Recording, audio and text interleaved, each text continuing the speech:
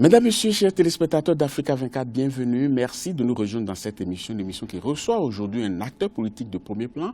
Il nous vient du Gabon, il est parlementaire. Nous l'avons d'ailleurs rencontré dans les couloirs du siège du Parlement panafricain à Johannesburg, en Afrique du Sud, où il a été invité spécial. Monsieur Alessandro Barreau Chamblier est notre invité. Il est président du parti Rassemblement, Héritage et Modernité. Monsieur Chamblier, merci beaucoup d'avoir accepté notre invitation. Et merci, c'est un honneur et un plaisir pour moi. L'actualité politique du Gabon est marquée aujourd'hui par un dialogue politique qui se met en place. Et qualifiant ce dialogue, vous avez estimé qu'il s'agit d'un faux fuyant. Pourquoi cette expression?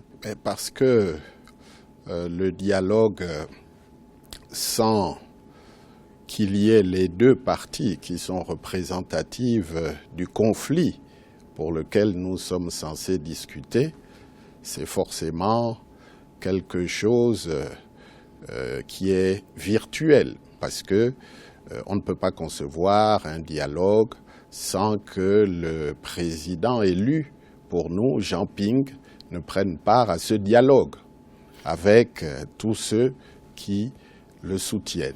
Par rapport au président élu, on reviendra, mais d'abord par rapport à la prise ou non des gens comme vous, mais ce n'est pas du fait des initiateurs que vous ne soyez pas présent parce que vous y avez été invité, mais c'est vous qui avez décliné l'offre. Nous avions estimé qu'il n'y avait pas lieu d'aller à un dialogue sans que nous puissions véritablement discuter des véritables sujets. Donc c'est l'ordre du jour qui ne vous convient pas? Ou c'est quoi? C'est l'ordre du jour, c'est les interlocuteurs qui se mettent en position d'être des arbitres. Comment voulez-vous que, étant responsable du problème, quelqu'un puisse s'ériger en arbitre? Mais certaines personnes estiment quand même que, quel que soit le problème, il faut pouvoir s'asseoir. Et vous-même, vous teniez le même langage il y a quelques années seulement. En 2015, vous appeliez au dialogue pour décrisper, pour, je cite, décrisper le climat politique et social. En ce moment, vous étiez membre du comité directeur du Parti démocratique gabonais. Mais vous dites bien en 2015, oui. Le dialogue aurait dû avoir lieu avant les élections. C'était le souhait de la plupart des acteurs de notre pays, des acteurs politiques, de la société civile, qui appelaient à la nécessité de préparer des règles du jeu claires, de débattre des véritables problèmes. Personne ne peut être contre le dialogue. Le dialogue fait partie de notre culture, l'arbre à palabre, autour duquel on résolvait les problèmes de famille. Mais encore faut-il que celui-ci puisse avoir lieu dans des conditions qui soient acceptables pour tous les partis. Oui, mais si toutes les parties doivent émettre des conditions, vous avez vos conditions, mais si toutes les parties doivent émettre des conditions, on n'y arrivera jamais. Il y a un minimum, non? Ce que vous contestez, vous aurez pu aller au dialogue et pouvoir le mettre sur la table, non? Il y a eu des élections dont les résultats, tels que proclamés par la Cour constitutionnelle, ont été contestés par nous sur la base des éléments dont nous disposons et sur la base de l'observation qui a été faite par l'Union européenne, par l'Union africaine, par tous les observateurs de bonne foi. Je ne vais pas revenir sur les anomalies très graves constatées dans le décompte des voix. Donc pour nous, les choses sont claires. Monsieur Ali Bongo a perdu les élections et que si dialogue il doit y avoir, nous devons partir de cette situation, de cette réalité. Mais vous vous en êtes remis quand même à l'institution chargée de vider le contentieux électoral. Je veux parler de la Cour constitutionnelle, mais qui a quand même donné un verdict. Pourquoi vous ne voulez pas respecter ce verdict-là depuis que ça dure cette crise-là? Nous en sommes remis à la Cour. Le terme est à peu près assez osé. Disons que nous avions déjà un certain nombre de doutes sur la sincérité de cette institution-là. La fiabilité et la sincérité. Oui, mais nous avons joué le jeu conformément aux recommandations qui nous ont été faites. Mais malheureusement, il est dommage que la Cour ait cru devoir servir des intérêts qui sont en dessous de l'intérêt général. On va évoluer dans cette émission. Est-ce que vous avez lu la lettre de félicitations que M. Jean-Ping a envoyée à M. Emmanuel Macron, tout fraîchement élu? Oui, bien sûr. En tant que président élu, a-t-il dit? Je ne vois rien d'anormal que M. Jean-Ping, qui représente la majorité des suffrages des Gabonais, selon quelle institution?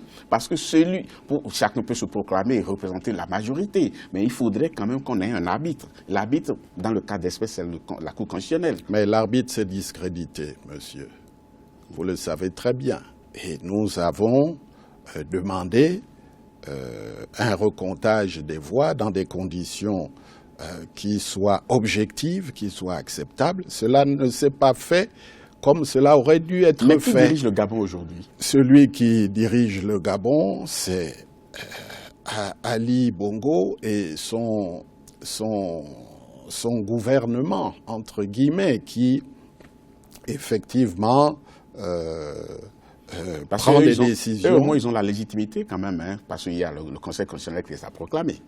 Non, ils ont peut-être la légalité apparente, hein, puisque la légitimité, c'est le respect des suffrages des populations. Et vous savez parfaitement que nous ne sommes pas dans ce cas de figure. La légitimité populaire est du côté de Jean-Ping.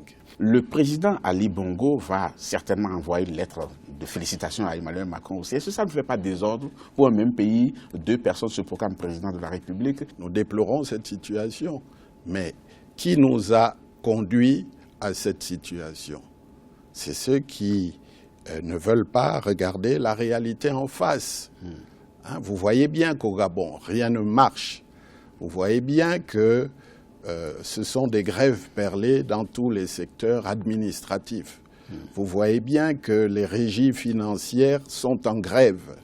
Vous voyez bien que la scolarité de nos enfants est menacée d'une année blanche. Encore que certaines personnes soupçonnent des mains invisibles derrière ce climat social quand même délétère, mais nous y reviendrons tout à l'heure. Mais avant, finissons avec une histoire de dialogue et de l'égalité. Lors d'un meeting de votre parti le mois dernier, vous disiez que vous allez jusqu'au bout pour rétablir la vérité des urnes pour l'élection présidentielle du 27 août dernier. Alors comment est-ce que vous allez faire pour rétablir cette vérité? Écoutez, nous sommes en train d'observer que le peuple gabonais n'accepte pas cet état de fait, hein, cette prise de pouvoir par la force qui est imposée à ce pays. Hein, et ces réactions, ces dysfonctionnements traduisent la détermination du peuple qui estime qu'il faille respecter leur choix. Mais dans ces conditions, comment est-ce que vous allez procéder pour rétablir cette vérité dont vous parlez? Parce que depuis, vous n'avez pas croisé les bras, vous avez fait des actions, mais le résultat, c'est qu'il y a pas mal de Gabonais qui se sont fait massacrer. Aujourd'hui, est-ce que vous continuez de la même manière? Parce que, qu'on le veuille ou non, il y a quelqu'un qui exerce le pouvoir aujourd'hui.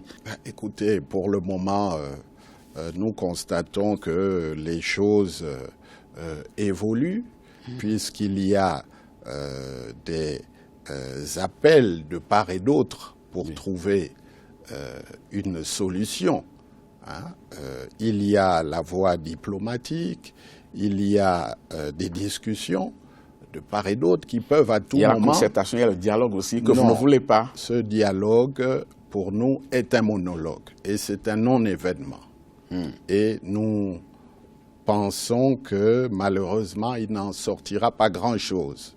Parce que Ali Bongo n'a pas besoin de ça pour prendre les décisions qui sont attendues par le peuple gabonais. Mais le problème, on a à commencer par reconnaître que c'est Jean-Ping qui a gagner les élections et organiser la passation des pouvoirs. Mais le problème, on a comme l'impression que votre position est en train de se durcir pendant que pas mal de gens qui étaient avec vous hier ont commencé par ne plus croire en cette stratégie-là. La preuve est que certains sont allés au dialogue. Mais je n'ai pas l'impression. Vous savez, les gens sont libres d'aller au dialogue, entre guillemets.